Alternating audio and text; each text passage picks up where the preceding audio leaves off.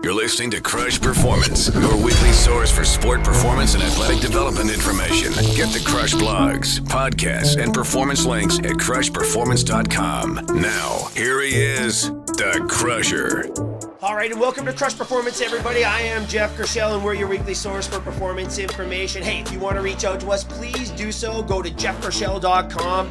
Info@jeffgershell is the email. Follow us on social media. Search out Krush Performance. You can direct message me there. Drop me an email. If you have a question, comment, or smart remark, we love them all. Or if you have a topic you'd like us to investigate, let us know. We're kicking off our 20th season here, episode 2 of our 20th season. And one of the things we're going to do this year, everybody, is we're going to go back and try to revisit some of the great conversations we've had over the years, trying to catch up with some of the guests we've had on the show, and today is no exception. We are going to visit with a Krush Hall of Famer who I'm sure if you listen to the show, you all know. If you're new to the show, each week we look at some form of human performance related to sport mostly, but trust me, all of this stuff leaks into everyday life for sure. And we visit with some of the top minds from around the world as we dive into what it really takes to perform at your very, very best. Well, if you have somebody, a guest who's been on the show that you want to see again, please let me know. Email me and we will be searching that out. I've already got my list. I'll be posting that here on social media in the next little bit, so keep your eyes open for that. But if there's been a topic or a guest that you just totally enjoyed on the show, let me know. We're going to try to recreate and revisit and catch up with some of these guests to see what they've been up to since they've been on the show. Well, listen, today I'm very excited. Again, show number 2 of our 20th season, and we're kicking it off with a bang here. A very, very important show. Coming off our first episode, which was a tribute to one of our past guests, the late and great Ken Dryden, one of my heroes growing up as a kid as I was playing hockey. I even played goal, but man, I remember Ken Dryden, how he used to stand and lean on his stick in the net, but that mask, I think, my brother and I would try to recreate that mask out of cardboard, and we'd take shots at each other, and I would be Ken Dryden, and he would be Mike Bossy, and I would be Guy Lafleur, and he would be Ken Dryden. It was that kind of a time. So last week's episode with Ken Dryden was tremendous. What an incredible sportsman Ken Dryden was, also an incredible human being. And for the guests who we've lost over the years, we will be revisiting those conversations, just their willingness to share all of their information and knowledge. Oh, what a tribute. I can't think of a better way to honor them, and we've unfortunately lost a few of those guests along the way. Last week, a tribute to Ken Dryden. Today, as we approach the third Friday of September, of course, has been sort of keyed as Annual Concussion Awareness Day. So here we are in the fall, and I know you guys have heard me say this 1,000 times. This might be my favorite season of all. 1, I love the change of seasons. 2, in sport, there's no time in the year like the spring. Listen, we have major league teams who have clinched playoff spots. The playoff picture is really taking shape, right? We've got the NFL underway. We got NHL camps opening. The NBA is rumbling. We've got golf. We've got tennis. We've got everything under the sun going on, including the college and high school sports kicking off. At every level of sport, we are in full-on game mode, and I love it. At this time of year, I think it's a great idea to really talk about something important in sport. And there's so many topics. But with Annual Concussion Day coming up here on September 19th here on Friday, I thought it would be very pertinent to address sport injury, brain injury, traumatic brain injury, and concussion. Where have we come from? What have we learned? And where are we going? And trust me, there is no one better to talk to about this than Krush Hall of Famer, Dr. Marty Mrazik, clinical neuropsychologist, and also a neuropsychology consultant to the NFL and the CFL, collaborating with the NHL and people in rugby all over the world, just on the very cutting edge here. So today, we are going to visit with our good friend and Krush Hall of Famer, Dr. Marty Mrazik, as we talk brain injuries, concussions, so you know what to do if it happens to you or your athletes, and what does it look like in terms of return to play? How do we manage? How are we assessing? How are we getting players back? And are we making progress in terms of curbing the numbers of athletes who suffer concussions? We will ask all these questions coming up as we visit with Dr. Marty Mrazik. Let's get to it.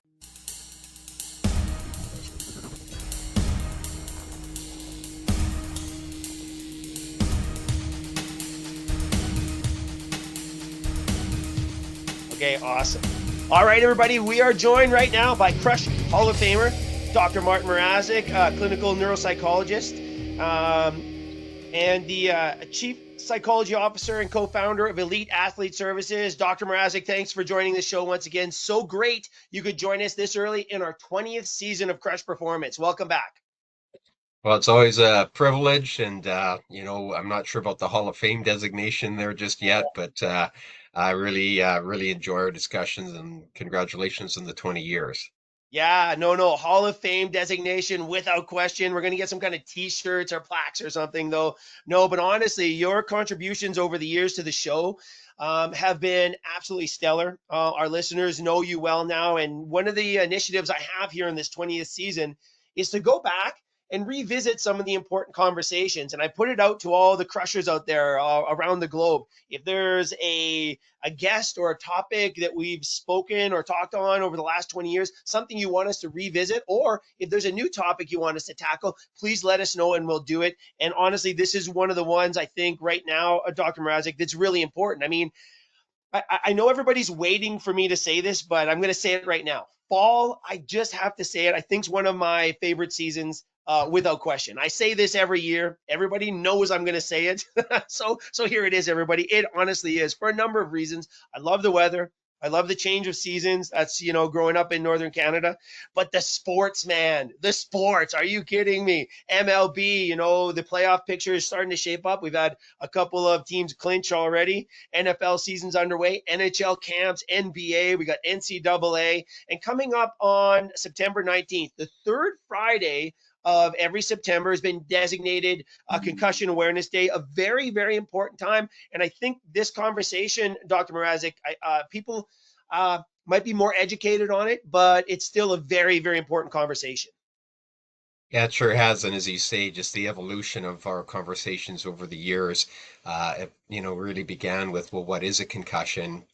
And it's kind of evolved into just a broader topic of brain health, and not just avoiding the bad stuff, but really taking care of us. And so there's been so much attention given to concussions, so much online discussions, policy, and so on. And if we look at the recent numbers, especially in professional football, we've seen that there's been a significant downturn in the number of concussions. And, when we look at success stories, I think we can definitely say that there's been a lot of work that's gone into figuring out how to bring about some positive changes, but also keep the game for what it is.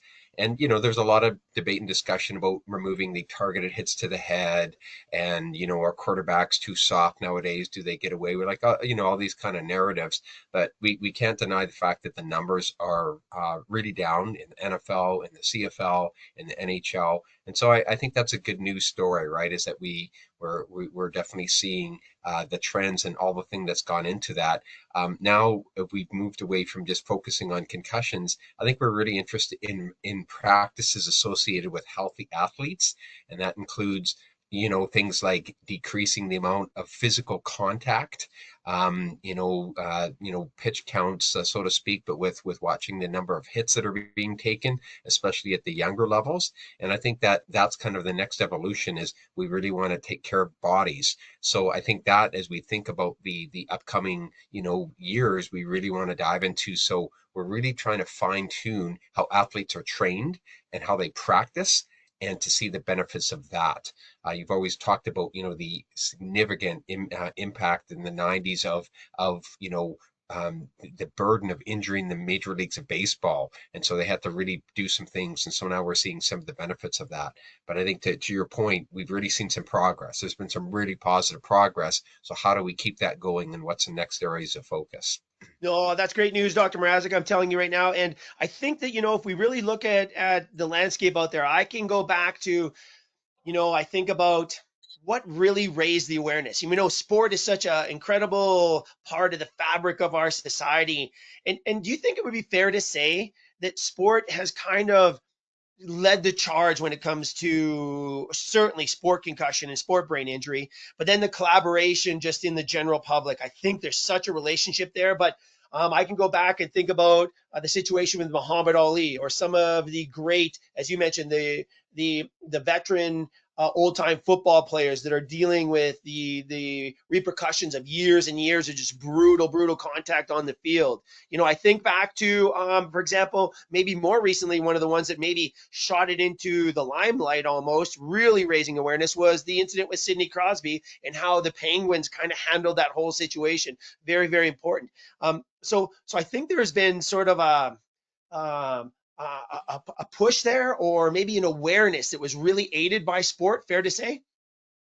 Yeah, no, I think it's a very good point, right? Is that concussions were a real concern, and nowhere did we see more of a concern than in professional sports. And so when we came to just giving the public information about what is a concussion and what are the steps that you should take, it's pretty interesting that now that's kind of common knowledge, is that baseline testing is important. And then if you get a concussion, you should be seen by a physician. I honestly think, Jeff, that some of the best things that we've done is we've taken out the gray area around removing a player from play. We've just said, no, you do it, you pull them out, and then you take them through a protocol. And now we're seeing the benefits of that we're seeing a significant decrease in the number of in-season repeat concussions. That's something that we never saw before. So that's an important finding. With young athletes, right? We're keeping them out and they're going through a protocol. I mean, in the area of physio, that's why you do exercises. That's why you do strengthening. Like, all those things are important. And I think we've really seen the value of that. And so even in the number of days that are associated with return to play, we've seen that decrease. So there's been a lot of those positive trends that, as you say, we've seen in the world of sports. It's come with its criticism, and it's come with certainly, a lot of learning along the way. But I think, now even moving away from going to a dark room, we've kind of stepped away from that being active early, even in an injury after a concussion, that's a helpful thing. So those are things that we weren't talking about 10, 12 years ago. So it really has been exciting to see. And for me personally, it's been, really rewarding to see the focus on health and brain health and mindfulness and meditation and all these practices that are helpful for athletes' performance in general. Yeah, they're helpful in the area of recovery from concussions, but they're also helpful to athlete performance. Oh, such fantastic stuff. We're talking with Dr. Martin Mrazik, clinical neuropsychologist, and also a consultant with the NHL and the CFL. You collaborate with the NFL as well. So some really good work going at the highest levels. You're so right, though. It's so great to see this stuff trickle down to youth sport and then society in general. And you're right. I remember the days still as an athlete. Some of the players who I'd played with in soccer and hockey with major concussions getting shut down, the black room protocol, nobody moves until you start recovering a little bit. And now the change is get as active as possible. And it's really interesting to see this trend of fewer repeat injuries in terms of concussion and brain injury. That is great news. And you said some of the hard times. So I got to take you back to this because you just sparked a memory on this show years ago, when I believe it was Hockey Canada or maybe a segment of Hockey Canada implementing the body check ban in the developmental levels of hockey, and the massive pushback that received. And then we saw, as you mentioned earlier, football moving in that direction, really restricting the number of contact during practices and even contact practices. And then also discussion in the game of soccer, which we never thought we'd hear, but a reduction or banning of heading the ball under a certain age. All these great rules. And I also remember, it's kind of funny because I do remember the backlash everybody faced. It just made so much sense to me. Why not err on the side of caution here? But the pushback surprised me. And then I had a great conversation with my dad around this. We were just sitting around one day, and he was still with us at that time, and he really remembered how mad he was when they mandated he had to wear a seatbelt. And he goes, "Now I'll never get in a vehicle without it because I know it's safer," right? So isn't that kind of funny, just the evolution of this thing in such a short time frame? Yeah, no, it is interesting to reflect on that. The seatbelt is again, I remember rolling around in the back of our station wagon with my brother, right? And Yeah. nobody thought twice about how dangerous that kind of stuff was. So I couldn't agree more. And I think that it's for the betterment of athletes. We want athletes to leave their sport, not just completely destroyed by their participation and by their time in that. So I think that's really important. I think too, some of the concern was, are we losing anything in terms of the entertainment value of sports by bringing in all these rules? And that I think didn't sit well with some people. Is that, oh, we need to toughen people up? And I really think that even if we look at, well, what do we highlight in Sports Center now? It's not the big hits, but it's the fantastic plays, right? Right. There's been a shift in that narrative, and I think that's for the better. Now that we're not looking at the rock'em sock'em hockey type highlights, but we're really looking at the beauty of the sport. And, I'm sure there's some romantic critics that would suggest that we've lost something. But I think overall, when we look at, are people disappointed in football? It's never been high, we've never seen such high viewership numbers. Hockey is up. All these sports are up, right? And we're entertained by that. And so I think that's really important, is when we look at the business of sports, have these rules, have these initiatives, have they harmed the sport? And yes, there's of course always things that you have to learn and grow by, but is the sport in a better place than it was 10 years ago? And I would say in a lot of respects it is. Yeah, I agree. And also, being in my world of elite performance and being around and working with some of these athletes, there's a change in the athlete culture as well. Their knowledge of these injuries, I really do believe, has influenced how they go about playing the game, and also their respect for the other players and the danger of some of these hits. So it still happens. There's those crazy things that happen in sport. We know it's real live and it's fast and it's furious. So it does happen, unfortunately. But I think the trends are there for sure, Dr. Mrazik. Yeah, no, and I think that's really great to see. There's still lots of things that we're trying to figure out, right? I still see, the discussions that you've had about early specialization and Yeah. how do we really help young athletes? I think we've helped them avoid some injuries and how to rehab certain injuries like concussions better. But it's still an important topic of the wellness of athletes as they develop.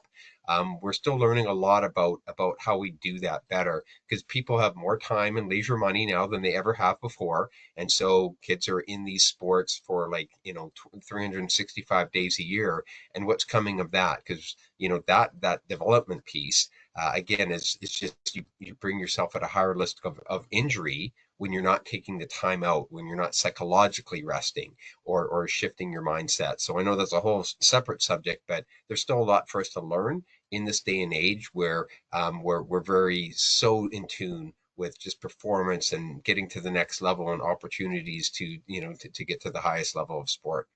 Yeah, well, a few years back, we had an entire season where the Crush theme was the brain game.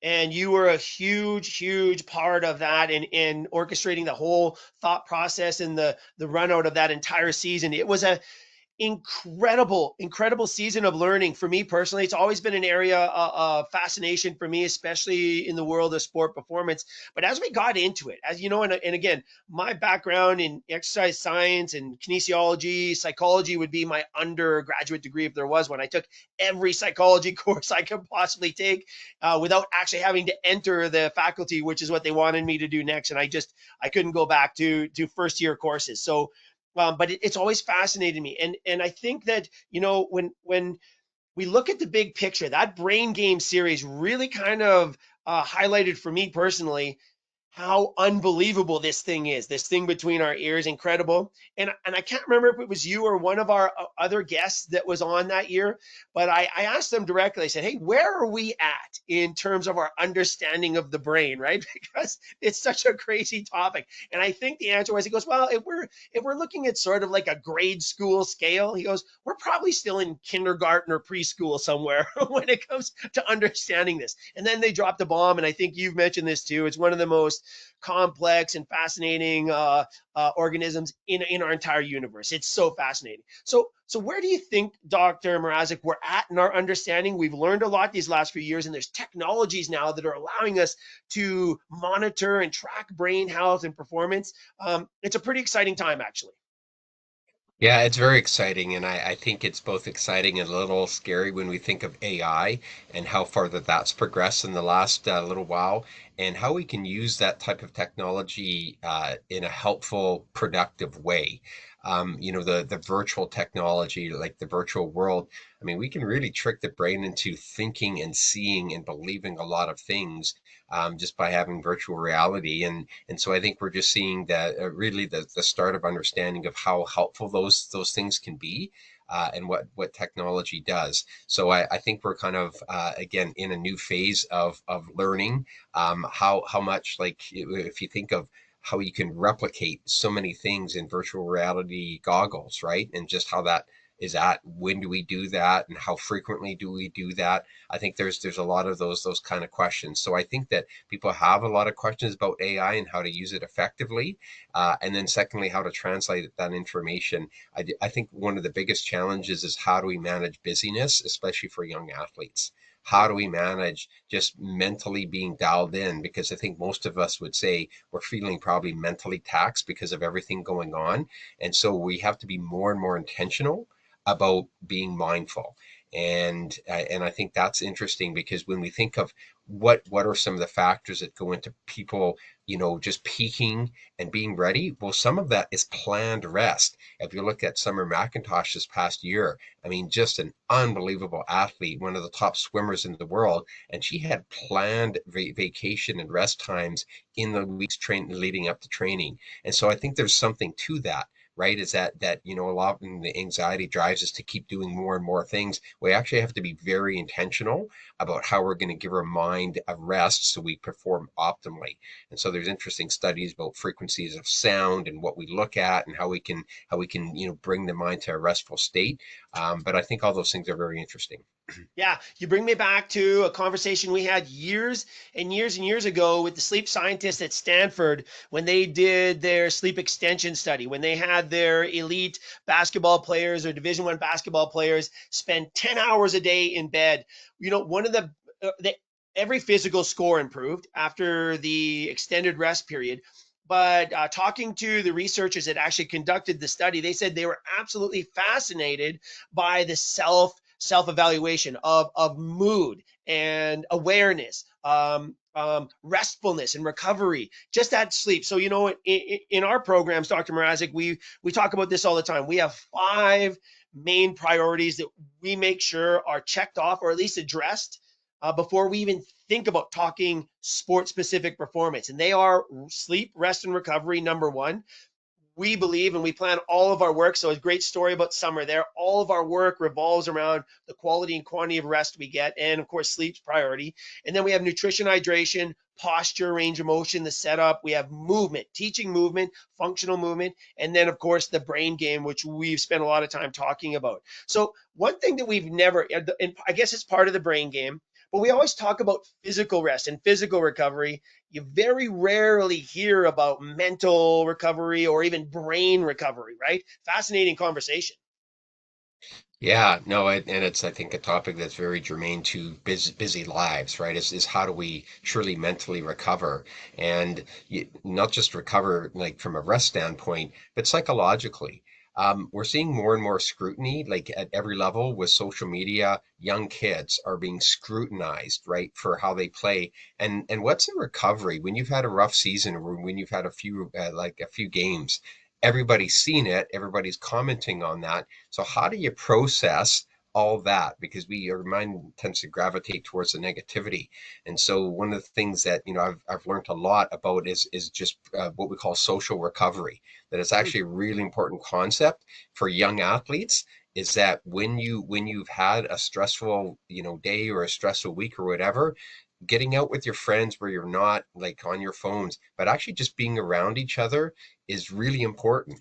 And it sounds like, oh, just hanging out with your friends, that's an actual intervention. Yes, it is, right? Social recovery and just being in a relaxed setting is such an antidote for stress. And yet it's something that we have to be, I think, more intentional about. We have to be really planned to say, hey, we're just going to go out and we're not going to be on our phones. We're not going to do a planned activity. We're just going to be very spontaneous. It's really interesting that we see that's becoming more of an important part of programming. Is we're going to add that social recovery piece in, especially for young athletes. Hi, interesting. It kind of meshes with the idea of just scheduling in free play over the course of an annual plan, especially as you mentioned with the specialized athletes, just over scheduled, over competing, and not stopping year round. That scheduled play. Great conversation right there. I like this idea of social recovery. These cell phones, and I guess you must be very happy to hear that we've got initiatives in our school systems now that we're seeing pop up all over the place where they're actually banning the cell phones from entering the classrooms. A great move, I think. Yeah, no, I know that, it's your phone and all that, but I don't want to age myself or be too old school here, but the science behind that is just so compelling that it's really not helpful for attention, for focus, for social engagement. So many, like, we have evidence for this stuff, Jeff, and that's why it's important that we don't just sit on that and say, well, let's try harder. It's like, no, we actually need to do something about it. And so I'm very happy with that. I'm also happy to see that there was a hockey organization that I was, reading about, and part of what they do is after an intense practice is that they have their athletes go to the dressing room and not talk for 15 minutes, Oh, and that's kind of interesting, right? Is that, and when we look at how the brain consolidates memory when you're learning skills, you actually have to give your brain a little bit of time. There's some interesting research out of Germany where some of the elite violinists, so the top, violinists in the world, and their training is they go and play together for an hour and a half, and then they actually take an hour off just to sit in the room and just allow the brain to process that. And how much, again, that's actually helpful. It helps the brain. We want to learn, we want to do better. Well, it doesn't come from just, going out there and just continuing to practice. We actually allow our brain to learn more quickly when we give it time. So I think there's some interesting things that we can apply to, especially young athletes, right? Is how do we factor in just time for their brain just to absorb the information they've just learned. yeah. Oh, that is fantastic stuff.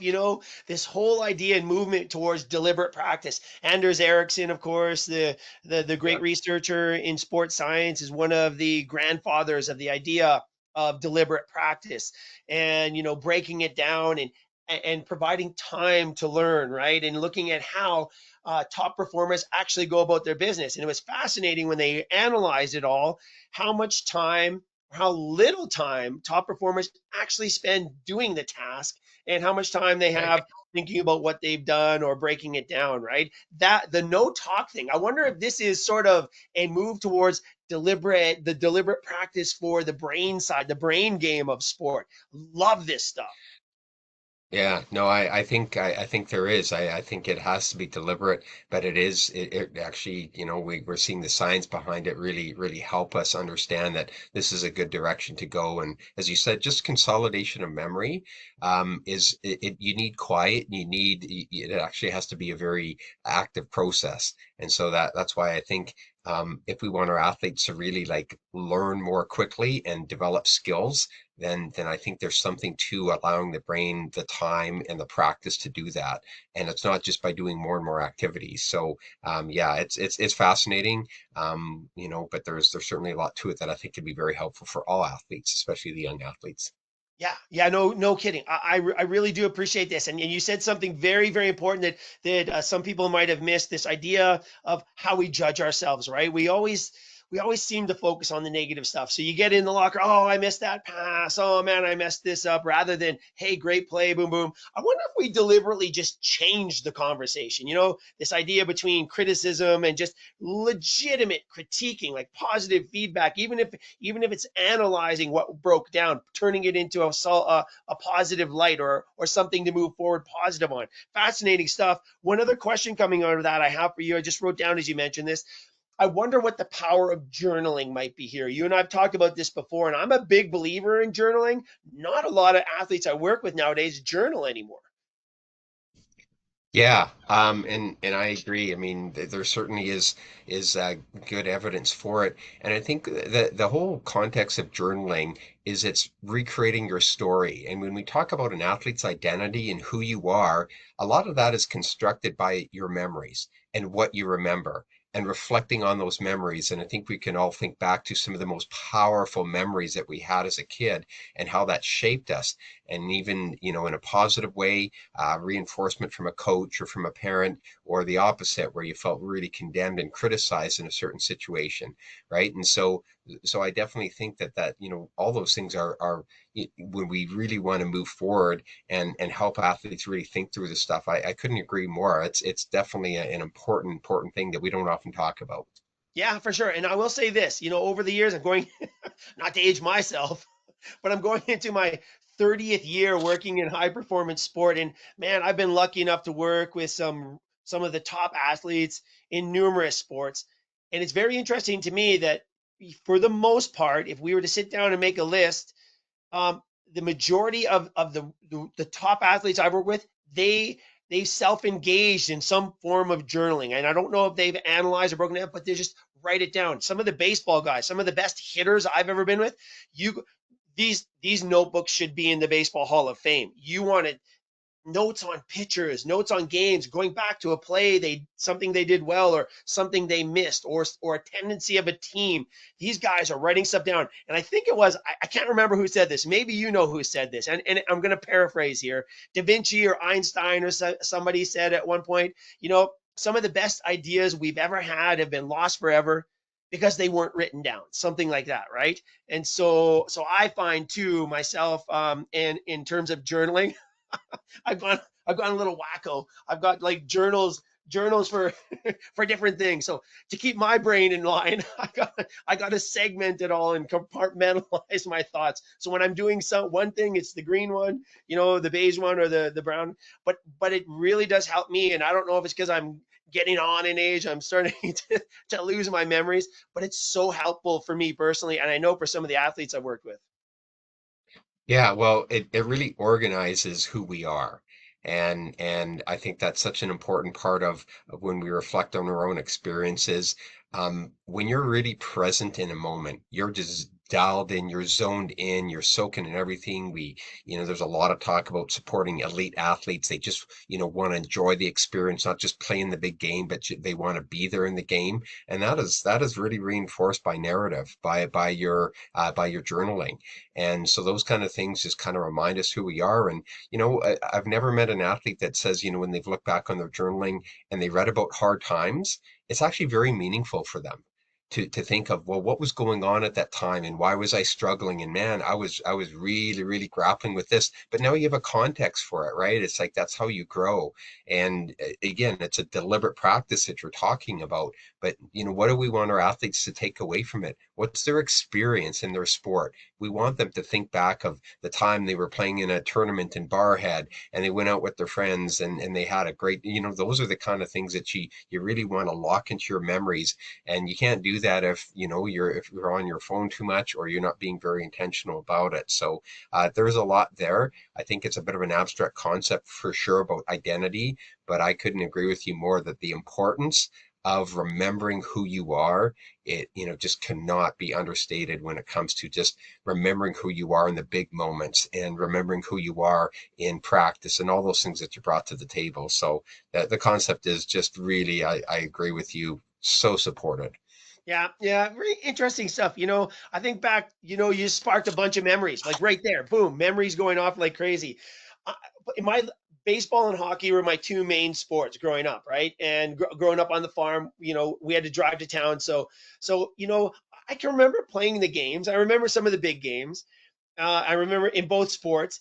But thinking about it right now, the thing I remember is after a ball game, win or lose, piling in somebody's car together and going down to the 7-Eleven for a Slurpee or something, right? I remember that. I remember the boys, man. I remember my boys and getting there, walking in with our uniforms. We might have just got our butts kicked, but we're laughing. We're going for a Slurpee, right? And I also remember on some of the hockey tournaments, I can't really remember the games. I remember playing, but what I do remember is the road trips getting there, or if we stayed in a hotel, piling into the hotel with some of my buddies. Isn't that fascinating? Hey.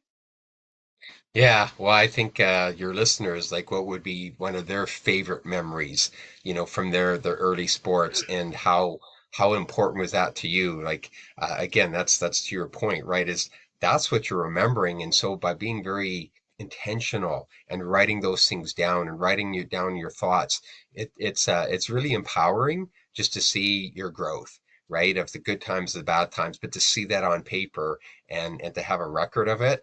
I remember just, it was a real privilege for me to read my dad's journal. He passed when I was younger, but, just to hear his thoughts, it was a gift to me. It was really really gift. And so I think, as we think about, in today's context, it's a gift when you share your story with other people. Oh, that's great stuff. We're talking with Dr. Marty Mrazik, clinical neuropsychologist with a specialty in traumatic brain injury and sport concussion. Well, Dr. Mrazik, again, we're here on the doorstep of the third Friday in September, which is been named Annual Concussion Awareness Day. You know, we get a muscle strain or we hurt our knee or shoulder, and doctors can palpate it, we can take pictures of it, we can understand those types of injuries quite well now. um, but it's kind of scary. It can be very scary when you run into some kind of traumatic brain injury or sport concussion, and they're all so different. It's not as cut and dry as a torn ACL, resurgery, rehab, return to play. So for people like where we're at right now in terms of our, like you mentioned earlier, our management of brain injury, the return to play process, but also our understanding, we have the assessment now, that baseline assessments, which is happening across all levels of sport now, so huge. If an athlete going into this season, football season starting, we have hockey starting, we've got all levels of sport going. um, for people out there who might experience a situation like this, what what's the action plan here? Yeah, that's kind of our foundation. So, we've really, over the years, developed our 6 steps of recovery following a concussion, and really adhering to those steps. We've seen when you follow those steps, your recovery is quicker, right? Because you have a process to go through. And again, all that's available. So if you look up the Sideline Concussion Assessment Tool, it's produced by the International Consensus Group in concussion, and so they've done a great job. It's free. The information is there. It gives you all the steps to take through, to go through. I think what you brought up is an important point, which is that we were really seeing the evolution of subtypes of concussions, and that not all concussions are the same. So for some people, they may feel or experience more of the headachy side of it. Then we have other people that have the vestibular side. Then we have some people that have the sleep disturbances and the mood disturbances. We see kind of categories of how people respond. And that's helpful because a few years back, we came up with a specific rehabilitative plan. So when you're struggling in a specific area like vestibular, having more vestibular concussion symptoms, then you want to go through that type of rehab. So you want to target the rehab towards the symptoms that you're experiencing. And that's why I'm a big fan of using something like the SCAT, because then you can track your progress. So I think we've learned a lot is that, yes, we have the 6 steps you go through, but we also want to be mindful of treating the symptoms for what they are. And that's where you can go to a specialist like physios or psychologists if you're struggling in specific areas. Most time we're going to see recovery happen within 7 to 14 days. But if you're having persisting symptoms, that's where you want to go to a specialist and really identify what are the specific rehabs that could be helpful for you. Yeah, because it could be different for everybody. You're absolutely right. Fantastic advice. When we look at the readiness and brain performance, we're learning so much about this side of sport. You and I collaborated a few years back on something that I thought was genius, humbly, humbly speaking. But I've always thought, we spend so much time warming up the body for activity. What would happen if we purposely attacked a warm up or an innovation phase for brain and brain performance? And we kind of started a little project there. We unfortunately didn't get too far, and I think COVID and some other circumstances happened there. But I still can't help but think that being aware or stimulating the brain prior to practice or prior to a competitive setting, game or competition, is still a really good idea. Yeah, I will go on the record to say it was genius, Jeff. It was absolute genius. Yeah.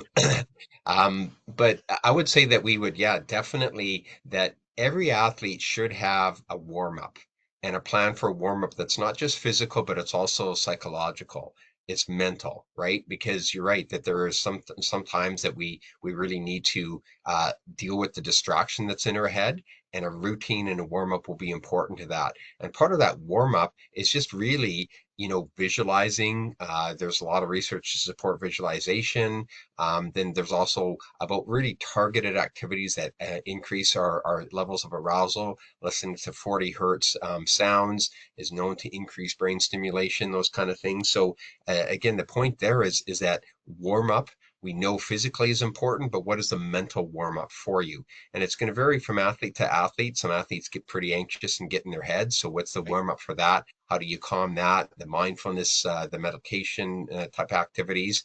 A lot of my professional athletes have really started to look for ways to develop a helpful mental mapping and a routine of what they do on game day and specifically leading up to the game itself. So I couldn't agree with you more is that waking up the brain or calming the brain is such an important part of warming up. And if we don't do that, I mean, there's so many anecdotal examples where people go into a game and they're anxious and they don't perform well, right? They blow it, right? And you can even go into a really stressful situation, be calm if you've taken the right steps and the mental steps to get yourself ready. So yeah, it's very interesting, and I would reinforce that concept of not just physical warm-ups, but mental warm-ups as well. Yep, I love it. I think there's so much there. And you mentioned it's so great to hear that the professional athletes are now embracing these types of approaches. And I often say to everybody, if you want to kind of find out what's happening and what's next, look to the pros. Sometimes look to the pros for what not to do. But for the most part, there's such great stuff going on up there. That's one of them for sure. Here's the deal. Not everybody has experts like myself or you around to help them or help them through the minutia of all this or figuring all this out. And so that's why I'm actually incredibly excited about the Elite Athlete Services project that you're a co-founder of. And this is a way that athletes anywhere at any level can tap into this kind of knowledge with expert advice and support as well. So I want to talk a bit about the Elite Athlete Services because I think this is a game changer on the landscape of sport performance, especially for youth developing athletes, but also in terms of, as you mentioned, what's new for elite performers. Yeah, and we're excited about it because what we wanted to do is we wanted to look at the two big monsters, which is mental wellness and performance. And a lot of athletes are just looking for, well, okay, how am I actually doing with my mental performance? What are the gaps in my mental performance? What are my strengths? What are my weaknesses? And so we've really worked hard to develop technology, an app that screens all athletes in the areas of mental wellness and performance. It gives you a highlight of your strengths and weaknesses. And then we also have targeted, online information. The world of AI is incredible. And so we're really using some of that technology. So a young athlete who's trying to start somewhere, right? And what do I do for confidence or what do I do for resilience? Well, we've kind of laid out a very specified plan that can be helpful. So again, you can't always find somebody on the tip of your fingers, but we've provided exhaustive resources. It always starts with an assessment, with a screening of your abilities, and that way you know what are some of the things you want to work on. Kind of like an EA Sport rating, right, where you get a overall rating, and then you want to work on the strengths and weaknesses. And so we just want to help athletes really dial into that, really figure out where they need to go, have a plan, have a set of steps that they follow. So we're really excited about it, and we definitely are happy when athletes are using that, and we're seeing some really I think positive strides where athletes are really embracing this stuff. Yeah, I had a great conversation with some developing athletes that are kind of getting into the Olympic pathway. They're in the very early stages, 14, 15, 16 years of age, but they're in the pathway. And we were just having a conversation about overall performance. And we were talking about, our 5 priorities and everything. But when it came to the brain game, Dr. Mrazik, they could talk very intelligently about nutrition. They knew a ton about sleep and rest and recovery. They were very aware of posture and assessments. They've been assessed, for every year they've been competing now. It's a very common thing, especially at the higher levels. They understood movement patterns and strength and conditioning.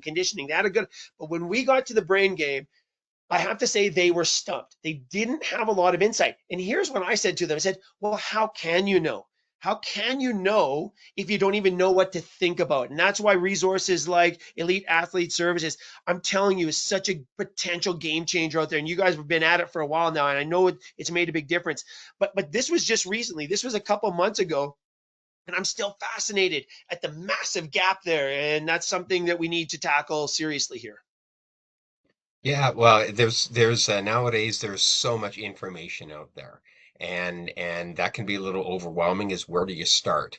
And that's why, again, by doing a bit of an assessment, it's like you go into the physio and they have you run and jump and all those kind of things. Well, it gives you a bit of an idea of how you're functioning and then where you need to go, and to have a plan with some good resources. And I think that's really important. I know young athletes these days are really looking for that edge to get ahead. And the mental space is certainly one way that athletes can make a difference as at the higher levels of sport. As it gets more competitive, the physical differences start to change a little bit and are not as pronounced because everybody gets really good. So the mental side of it can be the difference maker. And so that's why we really want to support young athletes with doing everything they can in the mental space. Yeah, and I love it. And it's not just performance, as you mentioned, it's wellness as well. This leaks right into life in general. And I think that's one of the beautiful things about the sport world. So much of that can just be applied to regular life as well. Yeah, well, it's undeniable that many elite athletes have gone public with their discussion about wellness and mental health, and that's been an important topic. I think it does sometimes leave athletes with questions like, "Am I anxious? Am I depressed?" And so that's why we want to make sure that athletes are guided in this process, that they're not just left hanging with all that, because it is a big topic, and I think a lot of athletes can tell you that if they were going through a dark time in their life, it was a struggle. And no matter how physically gifted they were, if their mind wasn't in it, and I think to Simone Biles and her comments before, the previous Olympics, which is she knows what it like. She says it's terrifying when you feel that your mind and your body are disconnected. Terrifying. And I think that that's a really interesting sentiment. And she went public with it, and good on her that she really became, I think, an advocate for, hey, we have to take a bit of time to really look at the mental side of things. So, like you said, there is definitely a lot there, and we just want to make sure that athletes are supported in their journey. Yeah, no question about it. Well, Dr. Mrazik, appreciate this conversation today as we approach at this recording the annual Concussion Awareness Day, the third Friday of September. So want to thank you today. It is early September. The NFL is underway. We're 2 games into the NFL season. So I wonder what your mental program is as the Vikings rip out a late win in their first game, come back on Monday Night Football, and wow, what happened to the Vikings? It's going to be an interesting ride. Well, thanks for bringing up such a sensitive subject. Why don't you just give me a paper cut and pour lemon juice on it there? No, it's all good. I mean, rookie quarterbacks, all that kind of stuff. That's what that makes the NFL so riveting. I mean, we see the Kansas City Chiefs, who are that just they were dominant, and now they seem to be struggling, and the new up and comers. So it's going to be an exciting year. I still believe in my Vikes, so we're going to be there. I love it. Well, I'll be watching all season long. And again, it is the real reality television. There's no doubt about it. You never know what's going to happen. And that's why it's so much fun to watch. So we'll be watching those Vikings for you, Dr. Mrazik. Listen, thanks so much for today. Hey, episode number 2 of our 20th season. And boy, what a great conversation, especially as all the major sports kick off this fall. Thanks so much for all you do, Dr. Mrazik. You bet. Thanks for having me.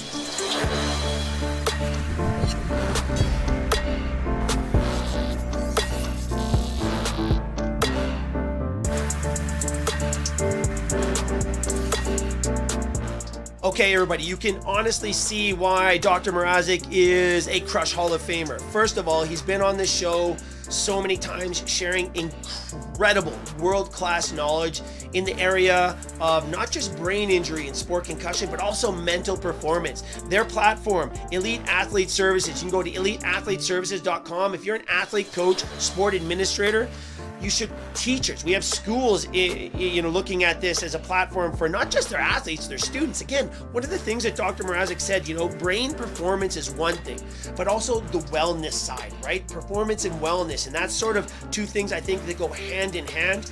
But if we don't have that wellness piece, just as in the physical side, the physiology side of sport, if we don't have that wellness side, it's impossible to address performance. So having that baseline of understanding, knowing where you're at, knowing what needs to be done, knowing you as an individual is so important. And that's one of the things that I love about Dr. Mrazik and his team and what they're doing with Elite Athlete Services. Just a true power in the sport performance world right now. I really like this. Check it out if you get a chance.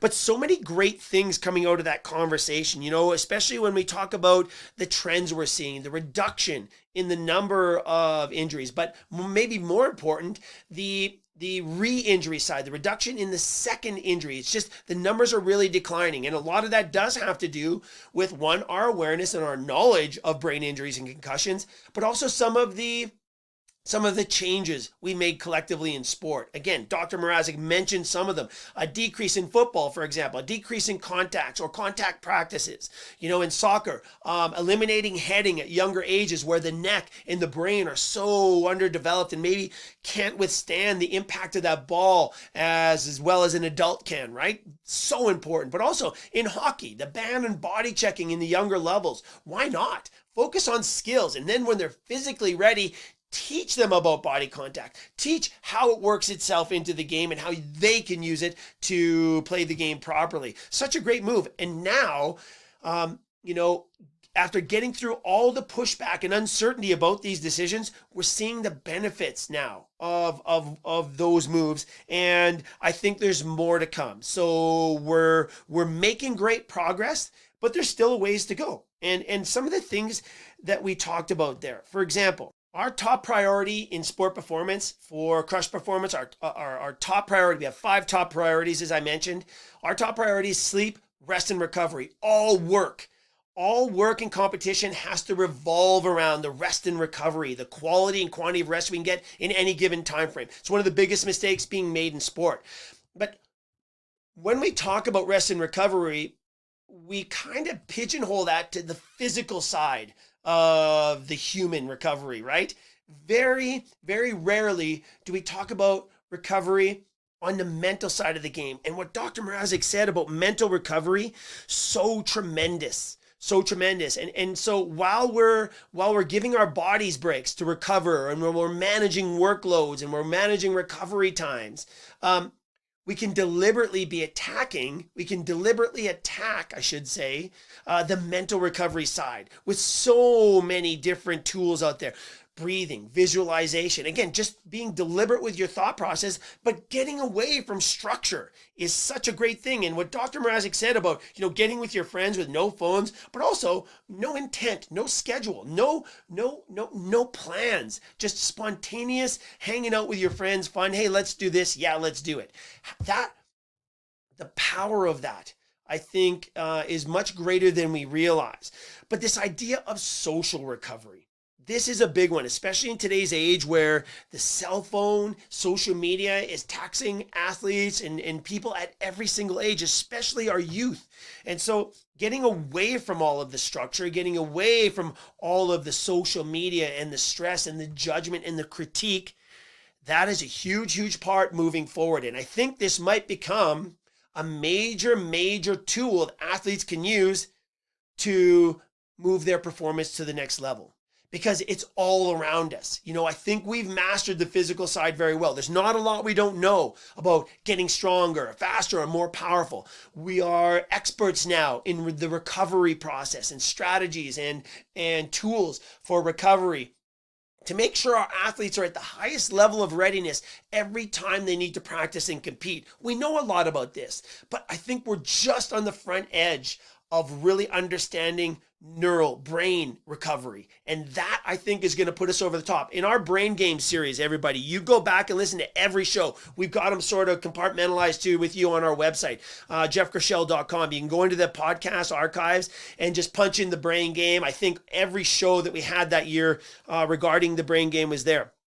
But, one of the things that we discovered through that season is that, we're at an incredible time in our understanding of the brain. We can map, we can train, we can monitor the brain in real time like never before. We're doing things that have never been available. We've never been able to do in the history of human development. We're now taking those tools and figuring out how they can work, one, to keep us healthy and well, but two, to maximize performance. It is, and I said this before a couple years ago, and I stick to it now, it is the area of greatest potential for human performance. Because again, we know the physical side inside and out. There's not a lot we can't do. And I'll humbly say that I don't think there's an athlete out there we cannot help get better, right? It's just problem solving. Okay. But when it comes to the brain side, this is where I think we have the greatest opportunities to push human performance forward. And I'm so excited. And it's conversations like this with Dr. Mrazik that just make it so fun. So I have to thank Dr. Mrazik for coming on the show today. I want to thank you guys for tuning in. Hey, if you like the show, if you're excited about season 21, get to me with the guests you want to see again. Get to me with the topics that you might want us to address. But more importantly, share this with your friends, teammates. Share this with your fellow coaches, your teachers, or your family. If you think the show is valuable, pass it on, because honestly, that's what it's all about. Sharing knowledge. And we're so proud of all the guests that we've had on over the years, and we're also proud of you, all the crushers out there around the world. We're getting emails from every continent pretty much, talking about the show or topics or asking questions. And again, we don't have to talk about your email or your question on the air. If you want it to be private, we'll make it private. And here's what I'll say. I'm not saying we have the answer, but I will say this. We know somebody that will have the answer to your question. And if you want help, if you need help, whatever it might be, just reach out and we will help. We answer every single message we get on social media, direct messages, or on our emails. We take a lot of pride in that, and that's something that we're going to do till the end of time. So again, thank Dr. Mrazik. I got to thank you guys for tuning in. Get out there, have a great week. Maybe start applying or thinking about your mental game. Maybe journal this week and see if it makes a difference. And we'll talk about it next time right here on Crush Performance, everybody. Talk to you next week. Find out what it takes to be a top performer. Get the Crush blog, podcast, and newsletter at crushperformance.com. Goodbye now. Don't forget to ride.